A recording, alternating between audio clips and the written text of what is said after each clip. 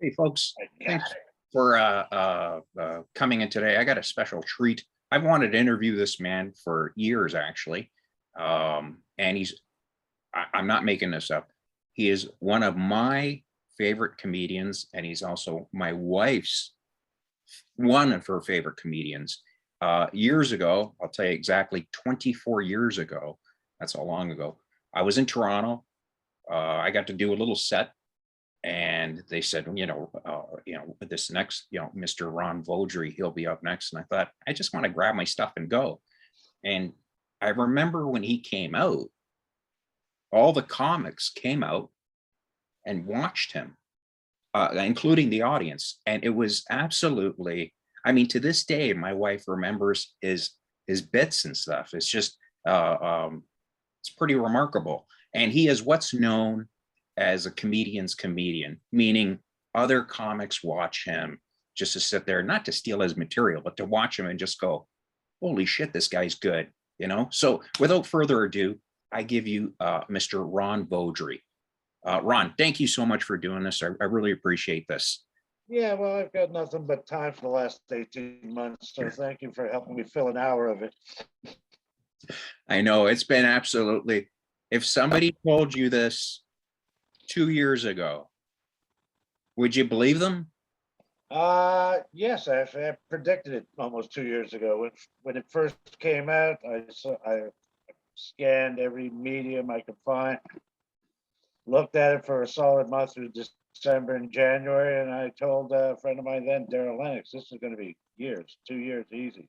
It'll be at least till sometime in 21 before we start getting back to anything. And do you I think, said it would be closing in a couple of months. Do you think that? Do you think that people's mindset will change and go back into clubs? Oh, just on that subject alone, absolutely. As a matter of fact, when we get into the final stage, we're still only well on the West Coast. I'm on the West Coast right now. The West Coast are on phase 3 or 4. But there's still some infections going on, so they're a little hesitant to go stage 4. If anything, if the variant comes up here, we'll be going back to stage 2. But let's say when it's said and done and everyone's vaccinated and people feel safe to go out again, I think there'll be a surge. I think people who go to a club once or twice a year missed going to that club twice last year. So they're all going to probably come out more in a cluster off the first 4 months than they would normally over the span of a year. So I think it might be good in that sense. Right. People who love comedy will want to go out and support and show their support for the comics. And there's a little bit of a drizzling around now.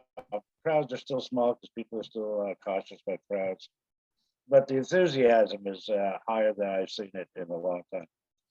I really do, because it's been absolutely every day. It's just, it's like this, you're like, you're hoping this shit goes away and we get back into what we do.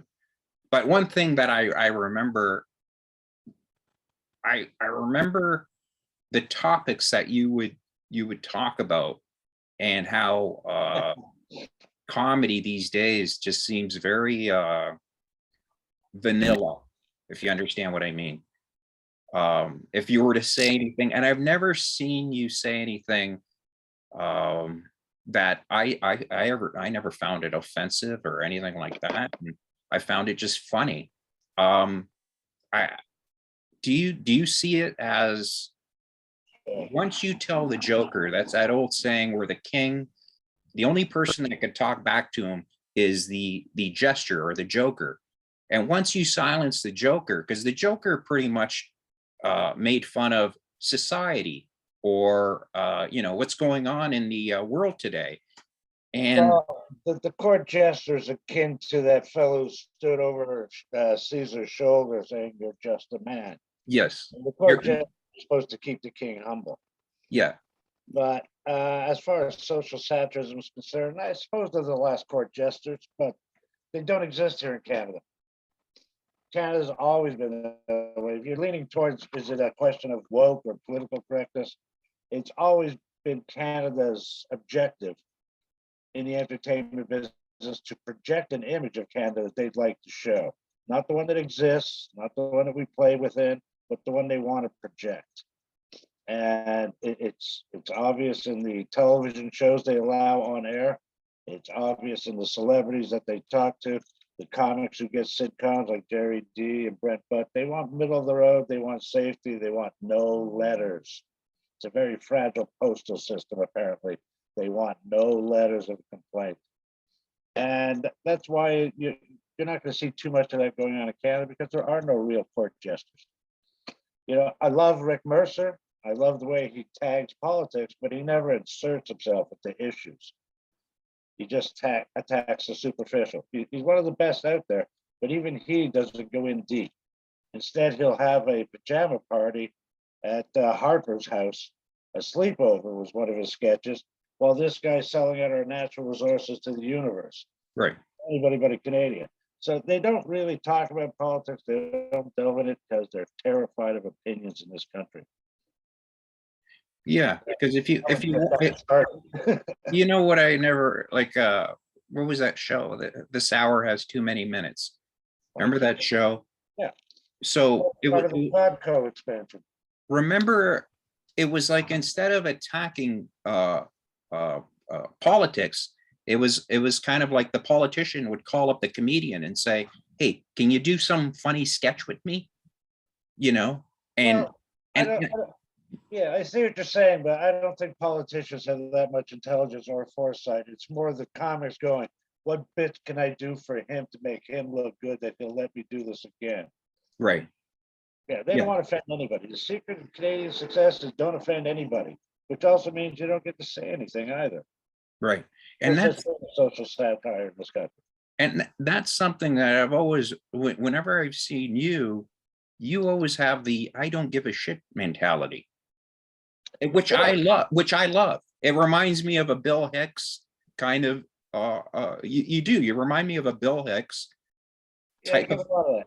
you know, where you just like, I don't care if you like me or not. This is my opinion. This is what I have to say. But any of your opinions are always comical. They're funny in nature. They're That's the essence of it there. It's not that I don't give a shit. In general, I don't give a shit whether they like this stuff or not. I've written it for them to like it. And what I give the most shit about, is it funny? right. You know, it's important they get it. I'd like them to get it. But if they don't, I don't give a shit because I know it's funny. They don't laugh tonight. You know what? They'll laugh tomorrow. Right. Yeah. This is Canada. You're always going to have some people who don't agree with anything you say, even if it's a clean joke. Well, don't you remember, like 25, 30 years ago, if I went to, you know, if a person went to a comedy club and they saw you and you said something that I didn't agree with. Now I went to the front and I want to speak to the manager about Ron Vaudry and just go, by the way, that man up there totally offended me. The club back then would tell you to go, like would tell me to go, listen, there's the door. If you don't like it, leave. I mean, nobody would come up to you after a show and say, Ron, we had a complaint. It's like, are you kidding me? Like, I'm up here trying to work. You're not, you know, we live in a day and age where you know, if there's one complaint, the fucking world's coming to an end. It's like, just just let it go. Just you know, you're not going to please everybody. Well, there was a time in the 90s where management started looking the other way and listening to the two squeaky wheels. I've often been approached with two people complain. What if they tell two people? And they tell two people. And the 198 people who were cheering, applauding, and laughing, they're keeping silent on this whole thing. They're not telling nobody. Right. Yeah. What you're really afraid of. You know, those two people who complain, you don't want them back. Replace them with two people who enjoy comedy. Yeah. Yeah. And particularly in Canada, the market is so afraid of public opinion because, first of all, what they see on TV is supposed to be the standard. And anybody who sees that talks about things that are unpleasant or uncomfortable or socially relevant. Well, they don't do that on CBC. Why are they doing it here? Well, because it's the only place, the only medium we have left to express honesty, true language, abstract thought. You know, yeah, there's a lot of subjects that are considered dirty, but I didn't write the headline about millennials being the first generation addicted to pornography. That was published. Right. I want to do 10 minutes on why they like ass eating. Well, that's the information so society put out that I'm reflecting. I'm not sugarcoating it by calling it rectal satisfaction. I'm calling it ass eating. Yeah, but oh, how dare he talk about that? Well, how dare I not? Yeah, You but know, if it's I got to go for British support on this one, it's like, how dare you be offended? yeah. I had somebody come up and complain to me that they didn't like the joke I was doing about my dead mother, which wasn't even about my dead mother. It was about how bright the light is and how they're beckoning me into it. So if they're offended by that, you're just looking for an excuse. And if it's going to get eartime from management, management's attitude is there's 1,000 comics. They don't know one from the other. They don't know which ones are worth investing in, which ones they should be investing in. They just know I got 100 comics that whoever I get along with best that makes an audience laugh. That's fine by me. And then when it comes down to it, I get complaints from that guy. I got 2 complaints every show from that guy. Then they're probably not going to book me again. They're going to book somebody who gets no complaints at all because they're lazy, creatively marketing wise on every conceivable lazy, greedy, capitalist level. It's an insane position for comics to have to be in because then you never dare. I watched Sam Kinison empty yuck yucks in Toronto. Yes. 135 people at the door, maybe 20 stayed. How dare they? At least then, though, Breslin would stick up for who was on the stage. What happens on the stage is the art, and if you don't like it, well, then next time don't come back and see this guy. They're happy to dismiss those complaints. Now they accumulate them. Now it's, oh, Sam Kinison, if he was a Canadian act, he'd still be alive and working at a donut shop. He never would have been famous. Yeah. Opinion. I remember Connie that at the club in London. Yeah, she passed away sadly. Yeah, she gave him a blowjob, like when they first met. I don't know if I should mention that, but anyway, I love Connie. Your headliner this week, gobble gobble. What do you mean? First Yeah, they were in an elevator, and he said he just whipped it out, and he was like, "Here, suck it," and she did. So, well, it just threw me off. But it was one of those things when she told me that story, because I was like, she told me. I remember I mentioned about Kinison, yelling at people to get the hell out of the get out of the room, get out, and she told me the story. Anyways, it was kind of I kind of enjoyed the story. It was a good story, and I know she wasn't lying. So Sam was very bold. The thing is, Sam knew what he was doing was funny, and he had that screaming Southern preacher delivery that he grew up with, and they work. Canada's been screaming for ages. Mike McDonald used to be one of our great screamers. But we all screamed, we all yelled in a joke somewhere. We all showed our rage and volume at some point. But Sam made a whole act of it. That's what was brilliant about Sam. That's why we all liked him. That's why he liked us. We were the angry young man. Now, how dare you be angry? What are you angry about? They'll challenge. They're just refining comedy to a diluted, vanilla-based safety check. It's all about keeping society focused on what we should be, not what we are. right, and that I find disturbing, and I don't like the course in which things are going. I mean, I find that offensive. That's what offends me. When government by bureaucracy decides what art should be. right. That's why you got 3 Stripes that we paid them how much? $3 million for the voice of fire. It's like, come on, what bureaucratic group of people came up with that idea? That's the significant art we should be paying as Canadians millions of dollars for. Must be the same person who picked the Governor General's carpets. Now, you care what we want. When you started out, when you did stand up, how was the scene? How was the scene? Like, were people coming up and saying, Ron, you can't say this, or you can't say that? How was the scene back? Like, okay, what year did you start? Okay, well, if you're going to get into scene, you got to understand the evolution as well. in 1979, that's when I saw Stitches on Crescent Street, Ernie Butler's early first club, actually. And I said, I got to do this. I went in, I watched the show. I saw people like Howard Buzzgang, Howard Nimitz, Mark Lutman, Mike Hirsch, Jim Serena, and there were a couple of others. I forget the names. I apologize. And I went, yeah, this is good. I think I could do this. And I auditioned for them and went on, and they were the only club in town. And there was only like 10, 15 guys who wanted to do comedy. So they got to pick the top 5 they wanted. So I got a lot of work right off the top. I did 12 shows my first day. You did 12 shows in one day? Yeah, find anybody who can claim that. I don't know anybody that's done that. Exactly. I'll synopsize it for you. I auditioned for them on a Friday, and they asked me if I could do the Sunday joke-a-thon from noon to midnight for Jerry's Kids at Labor Day, September 1st. And I went, wow, good karma. That's a great way to start. I'm giving away my last for charity. I put some thought into this before I went up. And I came in at noon because I'm kind of blue collar that way. Do I punch a card? How does this work? No, you're on next. That sort of thing. And every hour they put me on again. So some of the people are still there. So we did improv in the second hour, and then back to stand up, then back to improv, back to stand up. And I did every hour for the 12 hours of the joke-a-thon.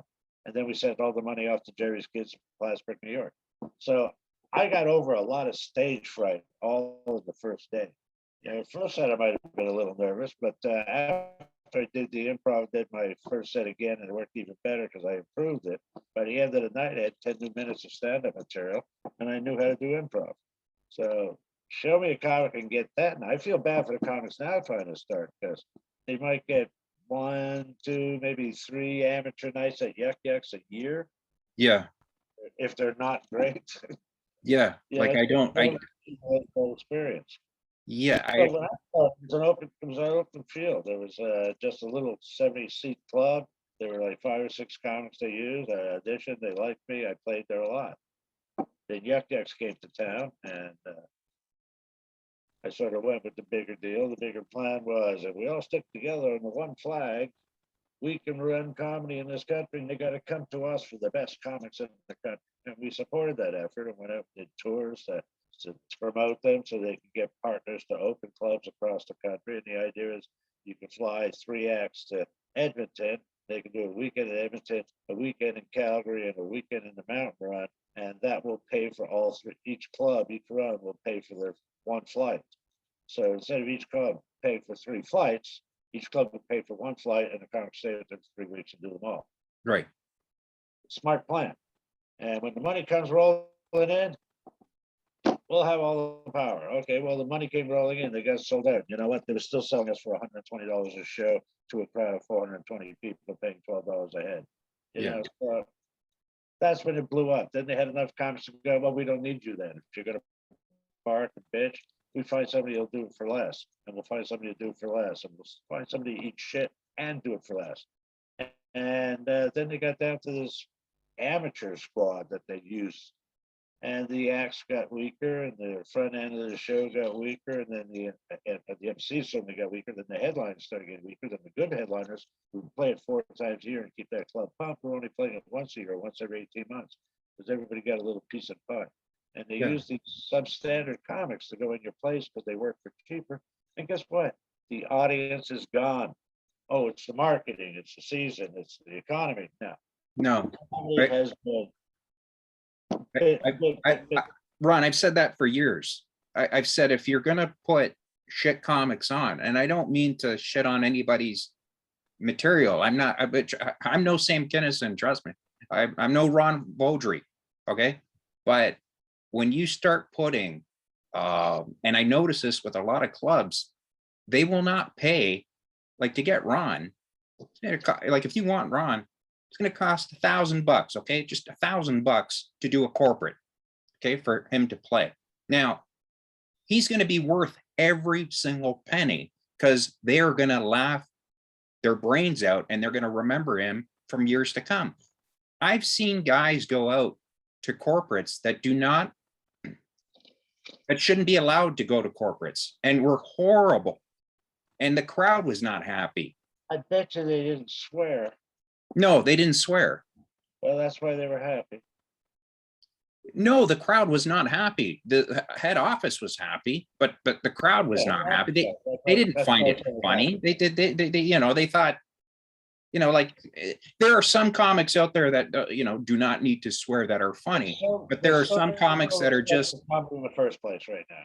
You uh, know, comics are under dancing bears and bag ladies. They've always been. but Ron, don't you notice that don't you notice that comics just do not have a backbone? What, the industry? Yeah, like the Or the industry will comics? make it that I'll have like I remember beating You up gotta a man. separate the comics from the industry. They're two separate entities. One's working against the stronger of the two constantly. The industry is always trying to control the comics. It's the comics against them. That's the way they look at it. That's the way their business structure is laid out. It's how little do we have to pay these guys? That's what it's all about here in Canada. Yeah, but if we sat there and I've said this 1,000 times, why are you taking crappy gigs for peanuts? And people will sit there and go, yeah, you're right, man. You're right. I shouldn't take that gig. I shouldn't. And then 2 weeks later, their name's on the marquee. Yeah, well, you're looking at symptoms instead of the sickness. You know, the problem with Canada is they pay what they want to pay because they can. We have no choice. If you want to go to the source of the problem, let's start with the North American Free Trade Act that excluded cultural exchange. My goods and services as an artist are denied access to America because my government requested it that way. An American who wants to come to Canada has to show up the border. I'm doing 6 weeks with Yuck Yucks. Where? I don't know. Call up Yuck Yucks, confirm. There you go. It'll cost you $50. Fill this out here, and they're in there for 6 weeks or longer to work. If I want to work in the States because of the system my government insisted on, I have to get each and every venue to file papers with customs to see if I can come in, and they got to pay a minimum. I think at the time it was $150 per permit, and wait 3 months to see if it would pass. Who the fuck is going to do that in the States? Yeah, I know. So why would they want to book us if they don't know who that we are? They don't watch Canadian television. That's the other big joke here. They know they don't have to pay us anymore because it's so hard to get out of the country. And then they go, well, it's good exposure for you if you do CBC. I did a comics episode for $1,000. I wrote it, I performed it, I did script, everything. That should have been minimum CBC standards. If I had unions behind me, would be like a $16,000 slot. They get away with paying a comic $1,000 because they're comics. And that attitude is permeating through the entire industry side of it. You go to, here's a good example, ACTRA. Yuck Yucks went to them because they were going to do a TV show to compete with Club 54. Remember that? Yeah. And they offered us $1,000 a show to play Yuck Yucks for 5 minutes. 5 minute slots, $1,000 a show, because Club 54 was paying $1,000 a show. And when they went to unionize the project, ACTRA said, we don't even have a category for comics. What do you say we make them radio principal at $450? And of course, Yuck Yucks went, you mean yes, you have to pay them no less than $450. That's it. Okay. And then we're good to union. Yeah. So they dropped it from 450 to from 1,000 to 450. I'm the only comic who refused to do the TV show under those circumstances. That's not what you promised me. Why are you changing the deal now? Because the union told you you can? Who the fuck are they representing? It certainly isn't me in this scenario. They cut me down by over 50%. And then here's the kicker: when Club 54 found out Yuck Yucks was only paying $450 for their comics, they dropped their price to $400. Thank you, ACTRA. Who are you representing? They don't give a shit about comics. There's no representation. Comedy Now, you get $3,500 to do that show. That's not even a commission your agent would get for getting you a half-hour Showtime special. And yet they make you do 45, and if it's a solid 45, they'll fill up the hour with commercials, and now it's an hour-long special that you don't get paid any more for. We're filling up an extra half hour of national television time. And then you can't swear, you can't do the material the way you want to do, because they want to play it at 10 in the morning, 2 in the afternoon, 6 in the evening, 10 at night, because that fills their Canadian content. Mhm. You know, they've got me on TV 4 times that day. That's 4 hours of Canadian content. How much do they really need in a day? Duh. Meanwhile, they're spending all their money on the Larry Sandling show. Yeah. But Fuck that's 'em, they something, don't- but that's something that I've always noticed, that you have always been a champion of, not, you've always said, like, guys, why are we eating shit? Like, we could do so much better. Well, I wouldn't call it champion. I've had my ass beaten to fucking death over the last 40 years. They spent the entire decade of the 90s trying to drill me out of the business without letting me go, just squeezing a little harder all the time. And they're uh, they're Marxist Yeah. oppression techniques. Totalitarian is the word I'm looking for. Techniques are always the same. It's like you stand up and say something just on your own behalf. Well, then don't be ridiculous. You're out of here. You're fired. And everybody wants to know why you're fired. Be kicked out of the club. Well, that makes sense. Why don't we all get that? And then the grumbling starts, and eventually they have to give into it. And while he's too good to leave out there, you might as well pull him in now. But I want him at half work for the next 6 months. That's the way they run things. It's ridiculous. And that's the way the country sees it. Actors sees us as the lowest totem on the pole. Zero respect or understanding of what we do. And partly the reason for that, in all fairness to them, is there's 100 comics, 10 of them are great. 10 of them are international quality, go anywhere in the world to play comedy. Another 10 more might be. And then it starts going down from there. So when they say comics are a joke, they have no respect for comics. They're talking about the ones at the bottom of the pool, the 80% that get seen too much. Right. But if anybody wants to say that Mike McDonald was a joke, or Howie Mandel or Jim Carrey was a shit comic, let them go ahead. But we had a pile of comics back then that were of that ilk and quality. But all the good ones left because it's too oppressive here. You can't say anything, you can't do anything. Heaven forbid you should swear. When I did my comics episode, Joe Bodolai, bless his heart, gone before his time, he came up to me and went, "You're the guy for this project. I just got the note from upstairs and censors, and they said because it's after 11 o'clock, we can say the word fuck, we just can't say it as a verb." I started to laugh and went, "Yeah, and how many times do you think you can get it in without using it as a verb?" I went, "Oh, fuck, watch me." And apparently I had like 30 fucks in there, and not a single pink slip came down from censors because they didn't use it as a verb. Right. So in my mind, it's like, if those are the rules, let me lean right up against them. Yeah. Without breaking them. And then in other mediums, it's like, oh, you can't swear on this. This is straight up CBC. Okay, then you don't swear. You play the room like any good comic would. But if I'm going to be in a comedy club, I'm going to swear and I'm going to talk about the things that I want to talk about because that's my art and that's what I want to project. If they want to come in and make a request of subject matters they'd like us to talk about, then go to fucking improv. It's part of the education of the audience as well, but everything is the system set up against comics to begin with. That's why all the good ones leave. And I think that's the point I was trying to make.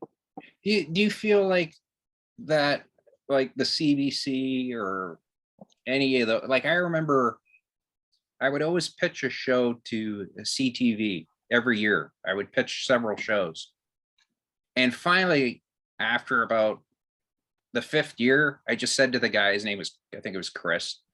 I go, "Chris, do you even look at this? Like anything I send you? Do you guys even look at this?" And he's like, "To be honest with you, we really, we don't look at the stuff that people send us. You need to have like a guy from, okay, for an example, you need somebody from like our producer from the CBC, one of our people Or a to, friend from accounting. yeah." And you just sit there and go, what I mean, do I make friends with him on Facebook and ask him, can he be a producer of a show I want to do? It's just, to me, it's just the system is not like, you always hear stories of,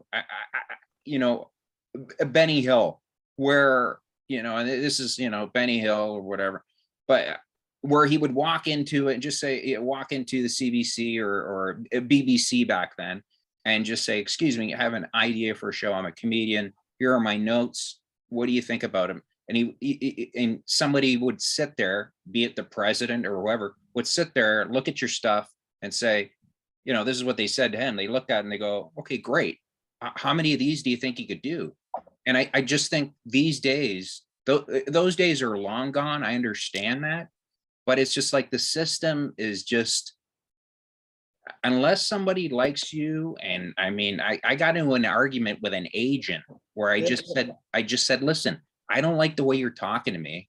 You know, if you were a guy, I'd break your jaw. Like, it's just the way you're talking, I don't like that.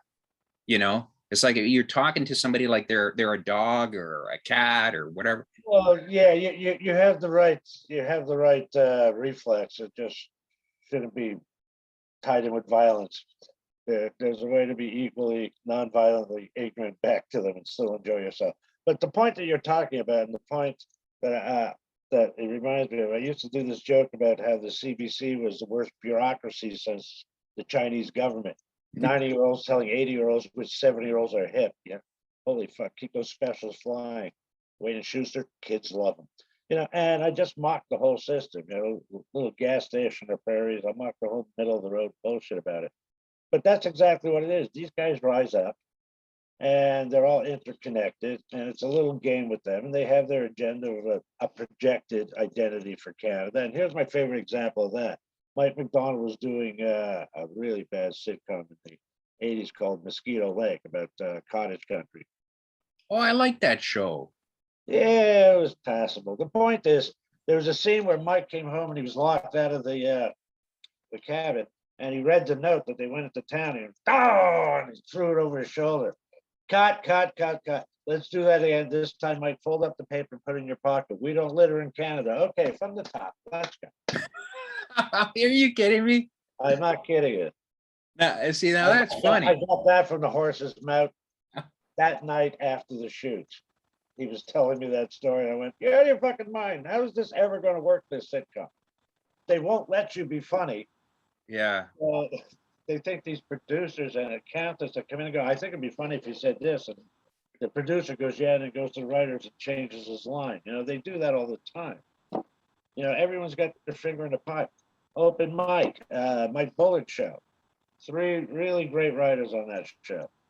Great writers.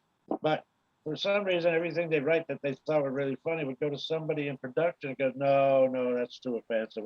Or no, they'll be upset in Saskatchewan if you say that.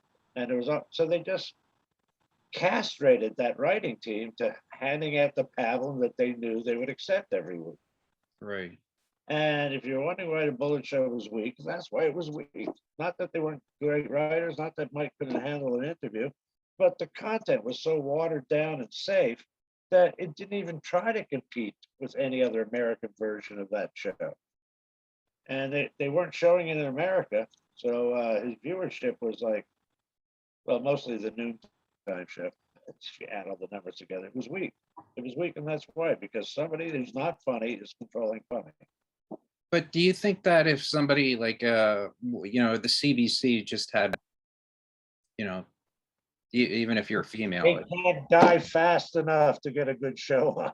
yeah, but like that's the thing that I I don't know, I never understood that. It was always like just make something funny and I don't know. It's very I don't want, you know, I do not watch comics anymore. I have no, it just doesn't, it's not that I'm jealous or angry. I just don't find it funny.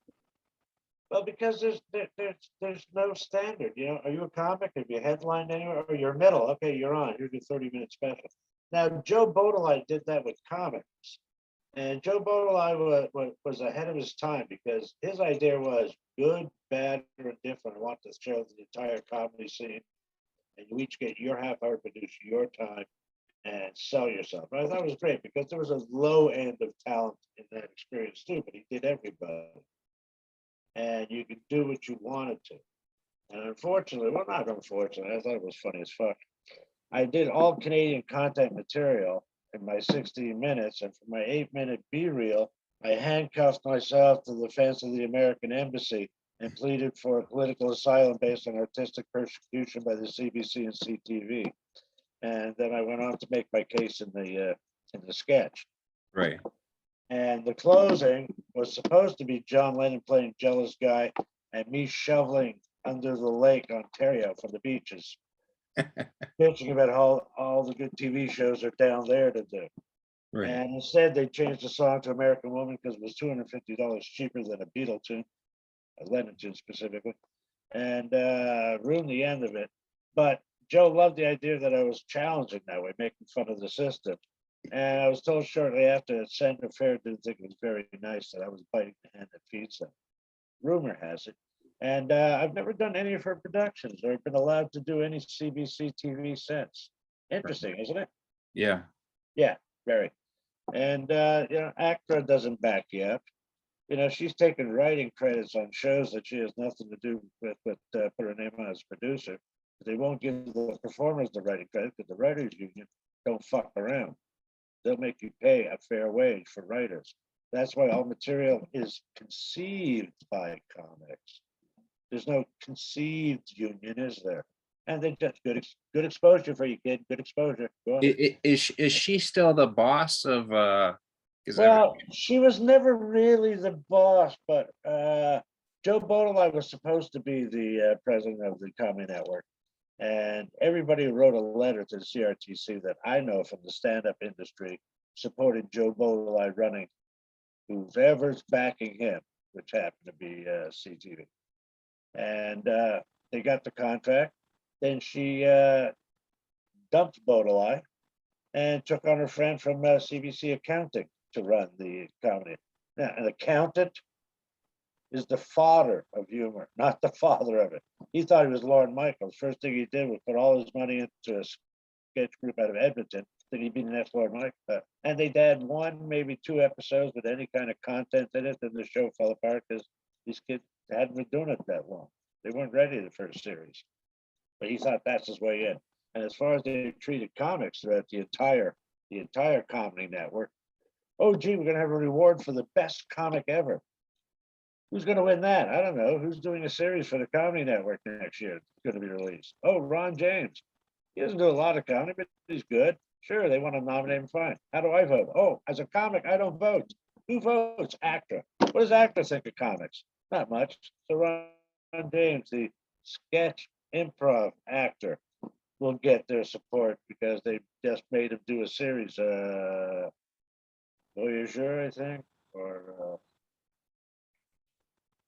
no, something 18th century Canadian fur trading. That's what I hope people that, if you watch this, you understand that when people say, oh, you're, comedian and everything must be, hunky dory and no, it's beyond, it's beyond political. It's you got to know who's asked to kiss. It's not fun. There are times when, I've argued with, agents or club owners, and it's just people are like, why do you got to be difficult? And I'm like, why do we got to be treated like idiots? Well, because that lower 60% of comics I told you about, Yeah. they act like idiots sometimes. The bottom 10, the bottom 20% want to be comics because they want to call themselves a comics, and they get all the women. That's what they think. They want the fame of it. They want the prestige of a comedian. They think it's cool. They think it's hip, but they're terrible. So they're the ones that go in and act like stars to staff members and to audience members and to the owners, and are arrogant beyond their means. Nothing wrong with arrogance as long as it's not beyond your means. And they set up a bad name for other comics. But most of the time, to be honest, it's management saying we got to keep them down. We can't let them think that they're too important in our operation here. Because Lord knows if people came in and they turned on the sign and no comics were there, they'd still stare at that sign for an evening and order more drinks. Right. That's the game they play. So it's all about oppressing the comics, keeping the comics down. There's some good club owners out there, but not in a club chain that I can mention. Would you no, I know what you're saying. Would you if you knew what you know now, I know everything's in hindsight. Would you change would you change your I don't know. style. Would you kiss ass? Well, that night Mark Breslin called me into Paul K. Wilson's bedroom in Montreal, wanted to talk to me and announced to me that he was practicing homosexual. He had his eye on me for some time now. Maybe I should have stayed in the room. I don't know. What's a good decision? What do you think? Yeah. So, maybe if after our first Western tour, my first Western tour in 1982 with Larry Horowitz, Glenn Foster, Evan Carter, and Mark Breslin as host, where we did 29 gigs in 28 days for the low price of $1,400 less commissions. You did 28 shows in 29 So we days? did 29 shows in 28 days. Holy shit. Yes. That's incredible. And well, that's one of those wonderful stories. They're career-changing moments, if you know what I mean. I could fill you in on the blowjob story later, but this one's more interesting business-wise. We went on this tour. We were supposed to do about 21, 22 shows. It was going to go from Winnipeg to Victoria, back to Winnipeg. Right. And usually each year they send out a tour, but it goes for like 8-10 days max. Everybody makes $800,000, and it's a promotional tour to get the name of Yuck, etc. So I'm all for a promotional tour. But then he tells us we're going to be making $1,400 to $1,600 on this tour, depending on expenses. Okay, well, let's go promote the fuck out of this club. I want clubs across the country too. We all have the same goal. Our integrity is a little bit different, but we're all heading the same direction. So we go ahead and do this tour, and we end up picking up like all the way to 29 gigs in 20 days. It's ridiculous travel. Hey guys, if you take a train to Calgary from Winnipeg instead of flying, we can save money and that'll go into your kitty and it'll go up. Okay, let's do that. 24 hours on a train to get off, take a shower, and hit a stage at a college is a rough, grueling time. Yeah. You spend the first 12 hours of that, 24 hours on a train, high on acid. Really tires you out the next day. But the point is, we took a bus instead of a train up to Williams Lake from Calgary. We added that to add money. Plus, we did extra gigs.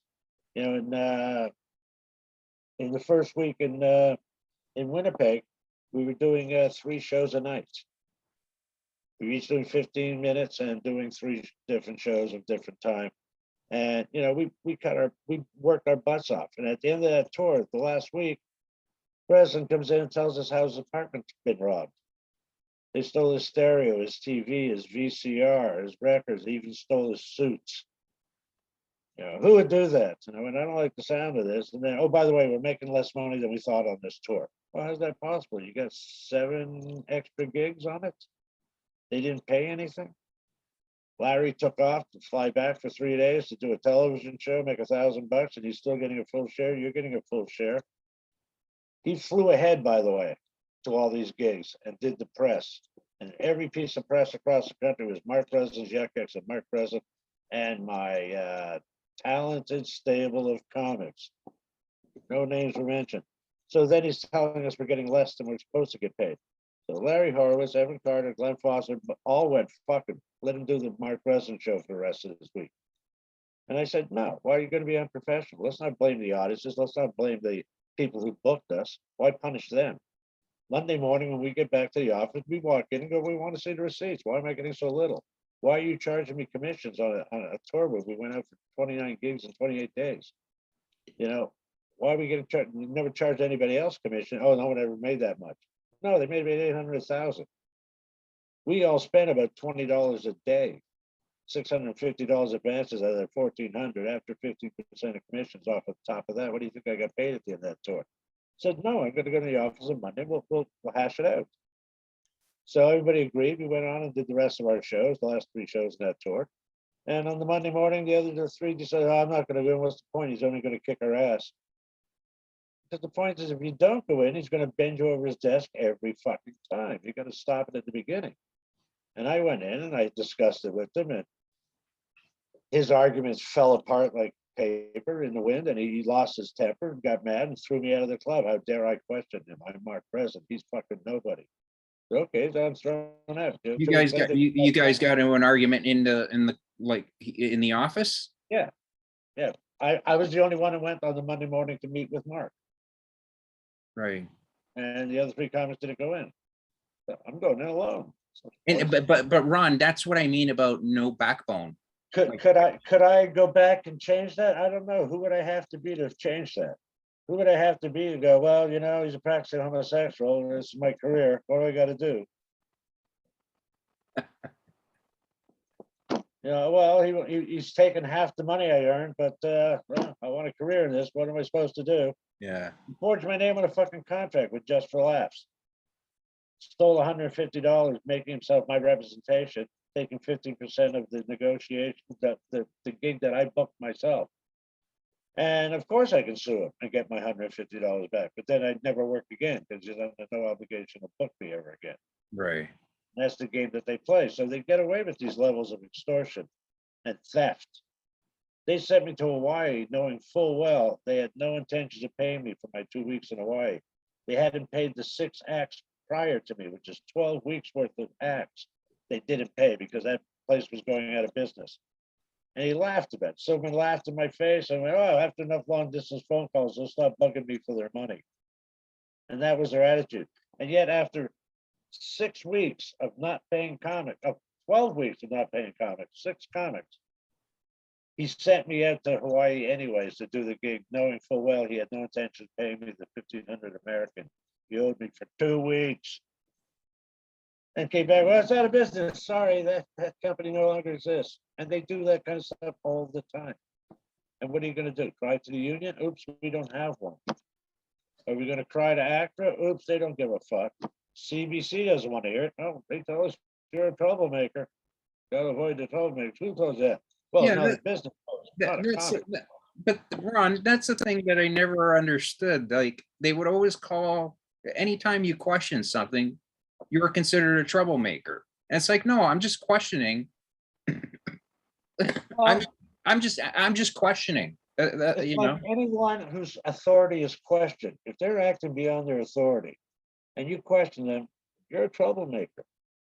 That's all they need to say is you're not letting me have my way. Oh, he's hard to deal with. That means he won't lie down and let us rape him. That's what they mean. And all this bullshit, you know why? Because there's no incentive to be anything else in this country. There's no alternatives. You can't go to HBO. You can't go to Showtime. You can't go to the company anything in America because we're Canadian. So they have us in a box and nobody's going to move anywhere. Nobody's going to go anywhere. Jerry D will get his middle of the road show based on a half a dozen other American shows. Yeah, 1987, I think I wrote an article for a comedy magazine that Yuck Yuck was sponsoring. So the article never really went through. It was called Monkey Bar's Inside Looking Out. And one of the paragraphs I had in there, and I don't know if you'll remember the sitcom, but Don Adams was doing a sitcom in Canada at the time called Check It Out. Do you remember that horrific thing with the cashier girl in the mohawk? Like that will ever happen.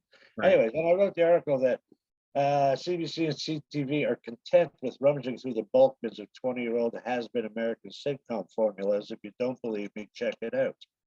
And it was a very clever paragraph, but no, that had to go. That would be offensive to CBC and CTV. We didn't want to say that. And then the rest of the stuff I said about Yuck Yucks having dominance, well, that got torn out of the magazine immediately too. So, but the point is, you can't criticize them. Yeah, There's yeah. no approach.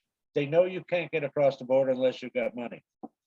Jeff Silverman, their general manager, once told me, and I quote, I've never forgotten it. I've memorized it from word to word.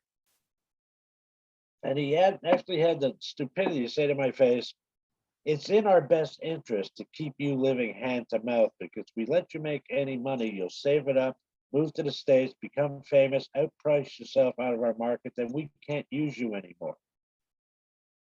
That's their policy. That's horrible. That's horrible, man. That's absolutely horrible. Like that's not even funny. I don't find that amusing. I don't. I'm not saying that's funny. That is absolutely. That's disgusting. You can't do that. You can't do that to people. Oh, they can. They do. When the Combines Commission investigated them in the late '80s, you know, for well, what the Combine Commission does, you know, restriction of trade mostly. Yeah, their policy at Yuck Yucks was if you work for anybody besides us, we'll cancel all your work. Well, Forever. holy shit. I had, And you know what? I had, Somebody could have investigated. You know what they came up with? Don't do it again. And by the way, if you give them unless you say it's not a contract on the worksheets, it's a contract. Thank you. That disappeared from the worksheet. Then it was no longer a contract they could cancel anytime. They did nothing to protect the comics. Nothing. well, I hated when you went and got work for yourself. And, long story short, I went and got work for myself. Some guy wanted me to play a festival. And I was like, I was really happy. I thought Yucks would be happy. I called up and said, hey, I got this festival. And they kept saying, all right, we get our percentage. We get our percent. This went on for about a week. And I said, listen, I need to know, am I going to be able to play this festival? So remember Jessica that used to work there.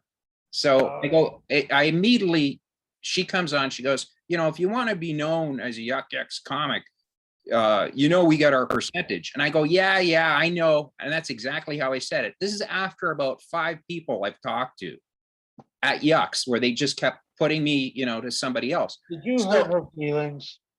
Yeah, because what she did is she did this to me. She goes, and I remember I was picking up my wife at work and I had my kid in the car at the time. He was maybe 5. So he's just sitting there and there's a church right in front of me.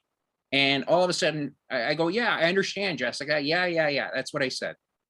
And I hung up the cell phone. 2 minutes, not even 2 minutes goes by. All of a sudden the phone rings and it's Jessica. She goes, Vito, Mark, Vito. And all of a sudden Mark comes on and just explodes on me. Just goes, Vito D'Amico. He went nuts. And he's like, read your contract. And I was just like, Mark, I'm just like, I'm trying to explain to him, Mark, for over a week, anytime I call Yuck Yucks, all they do is say, hey, we want our percentage. I thought you'd be happy I'm playing this gig. He went nuts. And then I just said, Mark, I couldn't swear back or anything like that because I want to work. I want, it's just, I'm trying my best not to make him angry. So I'm like, okay, Mark, I understand. Okay. And that, like, when when you're done with a conversation with somebody and you feel your testicles like this big. And I remember looking at my son in the mirror, like in the rearview mirror, and him just looking at me. And I just thought, man, what have I done? But what was cool though, the next day he called me up, Mark, and he goes, Vito, I just want to apologize to you about yelling at you yesterday. He goes, I understand you want to play the show where, you could play the show. I had a friend who just passed away. I was really upset. And I apologize for yelling at you like that. And I was like, okay, thank you, Mark. That was very nice. Thank you. But it was, and I was like, so pissed off because I was with Jessica. I was like, Jessica, I wasn't like saying no. I was just being annoyed that every second you kept saying, we get our cut. That. Like if I kept saying to you, Ron, listen, I understand. Ron, we get our cut. Hey, Ron, we get our cut, right? Ron, we get our, after a while, you're going to sit there and go, Vito, would you shut the fuck up? I know you're going to get your cut. I just want to make sure I'm not getting in trouble playing this festival. Is it okay to use the Yuck Yucks name when I'm there? That's all I wanted. That's all. And it turned into, Ron, it turned into World War II, And you understand how the office works. They pass down this contempt from layer to layer through the industry. From the top, Silverman, if he could do comedy without comics, he would. Then he tells the club managers, no, you don't have to be nice to the comics. You tell them what to do. And then that goes to the staff. And then that goes to every part of the girl answering the phone, the agents in the office. Who do these comics think we are? We can do anything we want with them. They know they have that power and they know they have the backing of management. I remember when Edmonton used to treat us so well when we'd come out to visit when first year they opened, till they got a phone call from Toronto saying, stop treating the comics so nice. They expect that all the clubs. But that's just our hospitality. No, we want to stop to it now. So they told them not to treat us well. That's where it comes from. So if it filters down to Jessica, and if I remember Jessica right, she used to be the waitress in Ottawa who had a boyfriend who was a comic who moved to Toronto to be with him, got a job in the bar serving in the Toronto club after the Ottawa club.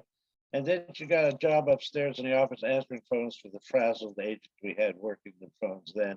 And when she quit, Jessica, you know all the phone numbers. You're the agent now. And I actually heard her say, well, they're not amateurs anymore. They're on regular nights, so they can play any night, right? It's like, you don't know the difference between a Tuesday night comic and a Saturday night comic. Well, they're not on amateur nights anymore. That means they're professional comics. Yeah, Well, yeah. running things. And you give her the power of abuse too. You give her the stick. You know, it's like and any university psych experiment, they'll start beating you with that stick. Yeah, yeah, and that's just something. It's something where I remember a This is week. not going to be a very funny interview, you know that. Just No, I know, but it's just like I remember calling her up, just saying, "Hey, Jessica, that was not cool." Like a couple days later, and her just going, "Hey, well, you know, what are you going to do?" And I go, "Well, what am I going to do is I'm never going to talk to you. You know, I was not rude to you.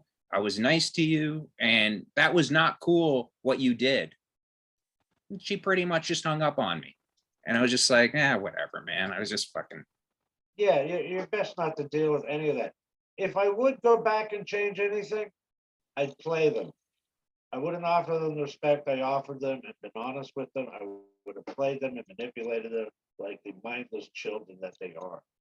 I've never had a problem beating them in any argument. I've outsmarted them a dozen times. I would have just started doing that much earlier.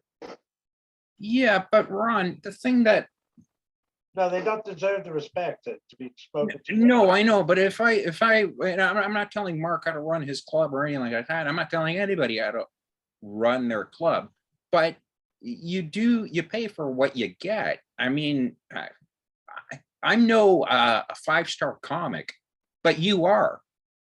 Okay. So I'm gonna pay you accordingly because I look at it and I go, it's a packed house. He has them rolling around in stitches. He's worth every penny. I can't wait to get him back.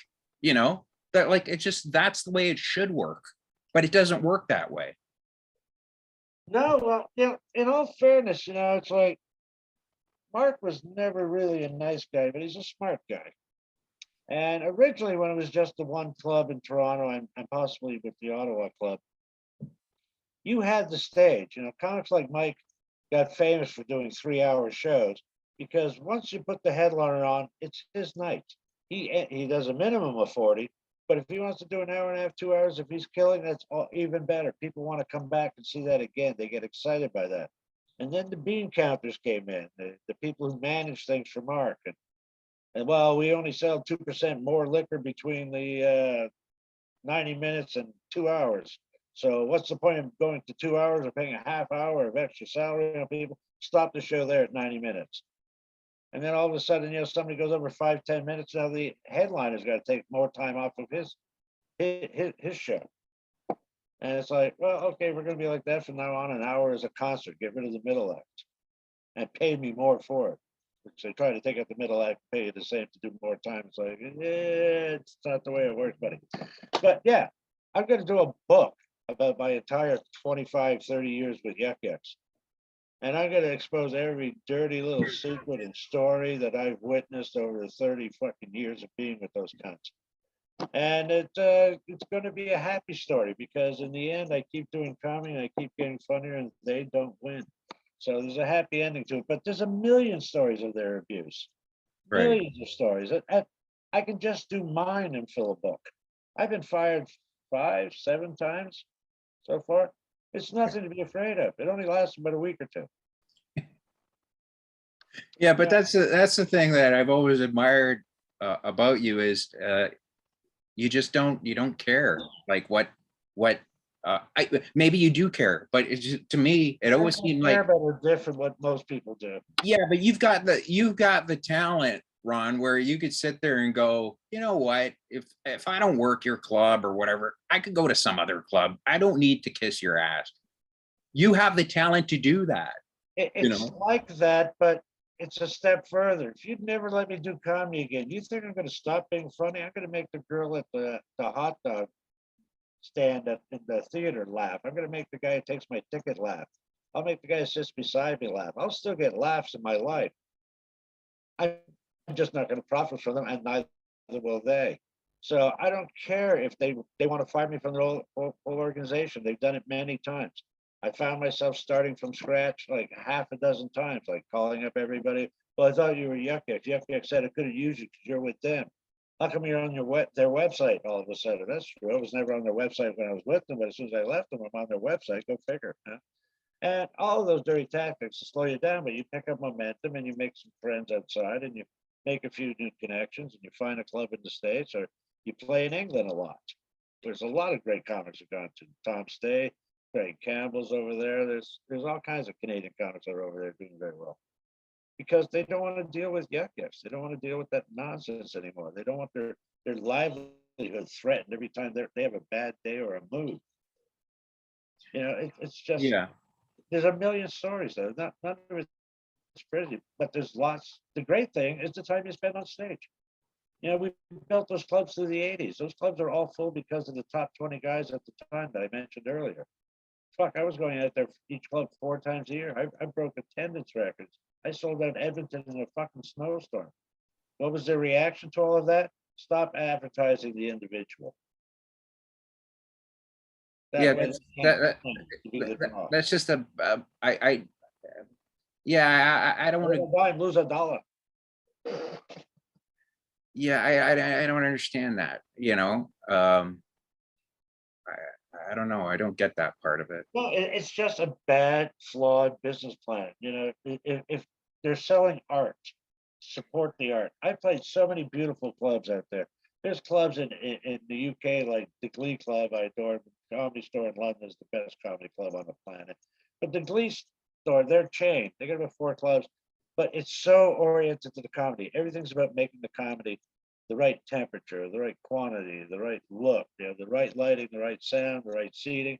Half moon stage, so people on the right watch people on the left laugh and vice versa because they know it's infectious. They don't tolerate any noise, any disruptions in the show. They run it brilliantly. Their staff are like ninjas moving about. They break for services. They give more drinks after every act, which is odd, but it works well for them. And they respect the art because they know that's what the money's based on. They don't respect the art anymore in Canada. In America, they do. There's no place I go to America, they don't go, wow, we love your material. Yeah. I'm a good writer. I'm very specific about my jokes and the arrangements, and I do a good job with it. But that's not recognized here because I'm also scary to them. I talk about things they don't want to hear. Yeah. Do you think, Ron, do you think that it's ever going to change? Like, like, quick story, real quick. When you said about Jerry D, for the Jerry D couldn't. I had to open up for him when he his big tour. An unnamed comic told Jerry D that I wanted to beat him up. So, and I didn't, right? So, Then the backbiting of petty comics later. it was we're in the green room and he's got these laser eyes because me and him are just sitting there and I go, hey Jerry, how are things, and blah blah blah, and he's just giving me this look like chewing his cud, and he's like, I don't know what the deal is. And then I found out after that this comic jokingly said I wanted to beat him up, and it's just like, I never said that, man. That wasn't me. So yeah, so me and Jerry, I don't know, he wasn't it was just weird, man. So I had to work with him in London, Windsor, and then Kitchener. And it was just, he's like, hey man, you're making history. You're doing history. You're opening up. You're the first guy that's, you know, opening up for me. And where we didn't get along was he had his buddy come out and do time. And his buddy just was supposed to MC or something. And he told me that no, he had to take off, so I needed to MC. His buddy didn't need to MC. They just wanted to hang out. And I'm like, Jerry, all you needed to do was tell me you wanted to hang out. You didn't have to do the bait and switch with me or whatever. But I don't know, man. It was just, like, yes, he's very successful, but I think when you got like 30 people in your ear telling you, yeah, this guy's talking shit about you, or this guy, you don't trust anybody. Well, you also got to be aware in comedy of the minefield of skullduggery and egos that you have to walk through every day. I tell kids starting out, go in, do your work, get out. If you're looking for a social life, don't look here, because half of these people are never going to be your friends. They're going to be your adversaries. Adversaries, they'll be your competition. They'll be the people offended by your betterness. So, you know, I cool. remember, I remember, I remember Mike McDonald. I remember years ago, I just said, why is it always got to be a competition? And Mike came up to me and slapped me. And he goes, and he did it in a kind way. Yeah. Because he was just like, Vito, it is a competition. And I understood what he meant. And I was like, yeah, I know, but it's just the way, it's just the way people behave towards each other. And he's like, don't worry about other people, worry about yourself. Yes, exactly. And he was right. It was the best advice he ever gave me, and it was a good slap. So I thank him for that. It is competition. Do you ever do you think he'll ever change? Like me or the industry? The industry in Canada. I know it is going to change. He's going to change on a very, how do I want to put this? Very base level. It's going to change on the club levels. There's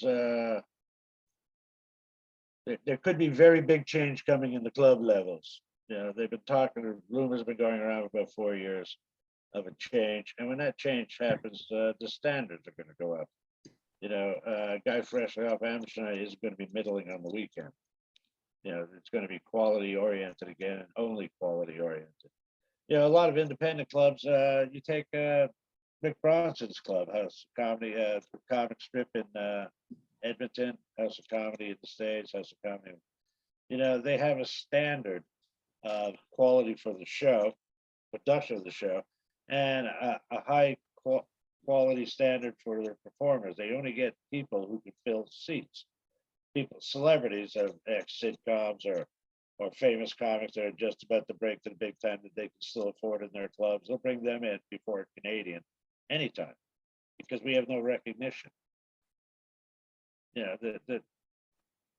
Nobody in the States knows who we are. Nobody in Canada knows who we are. That's by design.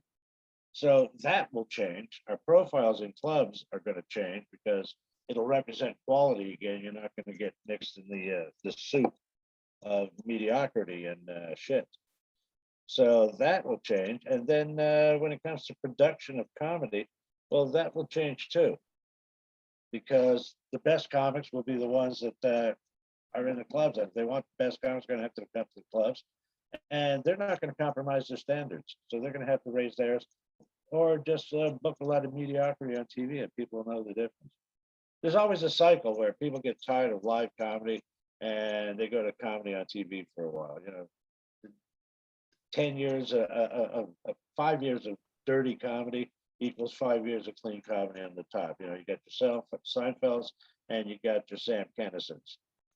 They're not both going to be huge at the same time, but they're both going to be huge. And people get tired of seeing safe comedy on TV. They want to see dangerous stuff again in the clubs. When everybody in the club is trying to get a TV spot, well, then they got no place to go then. Right. And that's what LA clubs are like. It's everybody's auditioning for a sitcom. All the material is family oriented or directed in their sitcom scenario.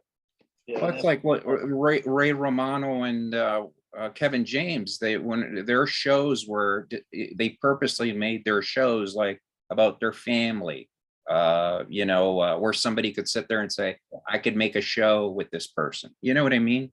Yeah, but their acts were very much about their family and that. But now that's become the formula. Those were the original guys who did material about their family and their ethnic background and their natural lives. And that was part of that whole wave of Seinfeld and Friends, where you just wanted to see regular people. So the common family thing became very popular, but now everybody's trying to do that. So it's not as natural as Romano. Romano's was like the real thing. The Tool guy there, what's his name? Uh, Yeah, yeah, yeah, I know what you're talking his about. whole act was about that man grunty thing, Tool. So all of a sudden, he's a Tool guy on TV, same man grunting material. So they know the humor works. Tim Allen. To now, yeah. Yeah, And now people are trying to write their life story, write their comedy to fit their audition for a sitcom, and it's not working as well because it's not natural and it's overplayed, so it's not as funny. yeah, I watched somebody last night from the States going to New York to do film a special, and that's an audition for a sitcom. I'm looking at there. You're yeah. promoting. If yeah, I know, and you could see it a mile away. One last thing I wanted to ask you. Um, Have we done an hour already? yeah, we have. But one last thing. Where did you learn to? I mean, there is an art form, and he is absolutely the most vicious. If you ever heckle, if you're dumb enough to ever heckle um, Ron, you are the dumbest person. He will make. I've seen him make grown men cry. Where did you learn to have just that? I mean, you literally destroy people. I mean, it's an art form onto itself. If they insist, yes. Well, yeah, it's a certain outrage from based on their disrespect. You know, if they're gonna heckle, I'll be playful first time. They're gonna heckle a second time, then I'll be a little harsher, and it progressively goes up the scale to shut them up mostly. And the angrier they get, the more resistant they get. The more I have to get heavier and hammer harder. But the idea is never let them get one in. And you learn that from being not Yuck Yuck's favorite comic and them sending you to every shitty room that nobody else can handle. And you learn to handle them. Oh, you Yeah, need $1,000 for Christmas this year? All right, you're gonna MC Foxy Boxing 6 nights in the week during the week, and you're gonna do the noontime show from noon to 1 in the strip club introducing the dancers. And for that, we'll give you $1,000. You said you wanted a Christmas gig. That's where you learn how to do that. That's where you learn how to be better. That's when you have to change your entire style and do the jokes for the room. That's where it becomes commercialized. As far as the heckling thing is concerned, I had a guy heckle me once at the Hackney Empire in London. Yeah, that's where Charlie Chaplin played. I was very excited about it. I was touring over there in '88, and I did an early show at the Comedy Store. And later on in the evening, we did another show, and then we were going to do a late show at the Hackney Empire. There's only about 24 people in the room. There are like 12 on this side of the front row, 12 on that side of the front row. And I go up on stage, and somebody from the back of the room is heckling me, but strategically. It's as if they know the joke and exactly where to interrupt. And I deal with it because I can't see him. I try to make it as generic as possible, and I've only got like an 8-minute, 12-minute set. And he does about 4 or 5 times. And this little group over here at stage left is sort of laughing and supporting his comments, which aren't that funny. And the other half seems to be annoyed by it, but they're laughing at everything I'm doing. So I come off and go, oh, that was Tony. That was Tony from the Comedy Store. He was the MC. He was heckling you. He claims to be an anarchist. And those people up front there, his anarchist followers. I went, anarchy? I'll show them fucking anarchy. yeah, Go out there and go, where the fuck do you get up? Go ahead, hit me right there, man. I'm an anarchist. I don't give a fuck, all right? I'm an anarchist. I went, no, you're an asshole. And I'm going to show you what anarchy looks like. I don't have to hit you, motherfucker. I'm going to give you a lesson in anarchy tonight. And I walk off. He feels all like he's won the argument. Then they introduce him 2 minutes after that. Instead of coming up from backstage like everybody else, he walks down the center aisle of the theater, his hands up to his cheering 12 fans. What he didn't realize, I was 4 feet behind him doing this. Fuck you, you piece of shit anarchist. You're not getting a fucking word out of your mouth in the next 12 minutes. No, fuck you, you piece of shit. You got the balls to heckle another comic from the safety of the dark corner in the back of the theater, you fucking faggoty ass anarchist piece of shit. You don't have the balls to stand up to it. And I'm sitting on the stair now in front of the stair. And he's going, it's all right, buddy. And they're jeering me and booing. And this goes on for, fuck you. I don't need a microphone. I can be louder than you any fucking time of the day. You think you're a fucking anarchist? I'm going to stuff anarchy up your ass, you limey piece of shit. Sunset's pretty regular in your fucking empire now, you arrogant son of a. And I just did that for a full time. It's all right, I believe in anarchy. I believe in anarchy. And he hands me the microphone. I just sit there and do nothing. Takes the microphone. That's right, pal. I don't need a fucking microphone. I control this fucking show for the next 12 minutes. You want to play fucking anarchy game? That's right, you assholes. Keep yelling at me. Less for him to do. All the time you yell, you're taking up his time too. That's right. And then stage manager comes and goes, okay, I think he's had enough, mate. Oh, you touched me. You broke the mind barrier. This was all theater until you've done that. You've made it real. Why did you do that? No, I have to be loud about you during his show. And exactly told him this way. That's right, buddy. You're fucked. Your 12 minutes is done. I get up and I walk away. He spends another 5 minutes. I was trying to, and he couldn't get a fucking joke out because I just. Good. And the next day, the stage manager called my English manager guy. I mean, what did you think of that last night? They're all fucker in trouble now. He said, I don't know. What'd you think? The stage manager, I haven't seen anything like that since the fucking Sex Pistols. It was fucking great. So That's great. that's where all of that knowledge culminates into no, I don't need the microphone. I know how to control this environment.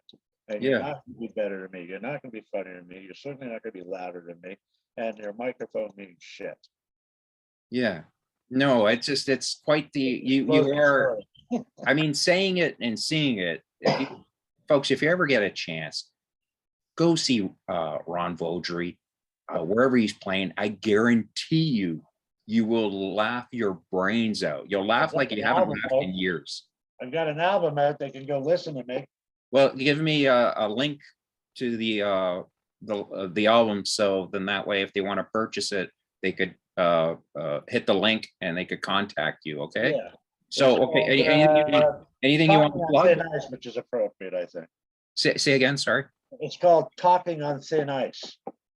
Talking on Thin Ice. Anyway. Yeah, that is cool. So anything else you want to plug? Like where are you playing next or anything like that? No. This I assume is going all over Canada, and unfortunately, right now I'm not going all over Canada, so that's why I'm throwing the album in there. Okay. There's comedy on the album. This has all been a very serious conversation. Okay. Well, I'm gonna get that link off of Ron, and if you want to purchase the album, please do. Folks, he is one of the funniest men on the planet. I had a blast talking to him about the business, and if you watch it and you really listen to what he's saying, it's kind of scary. And it's ballsy what he's done, you know. So, and I thank you for being candid and not holding back, man. That's really cool. Truth will set you free. That's what they say. Yeah, cheers. All right. Thank you so much, Mr. Ron Vaudry. You are the king of kings, I tell you. Well, not quite, but I'll take Friendship. Thank you, Ron. Thank you for doing this. I appreciate it. Folks, subscribe, be good, and go check out Ron. You'll love it.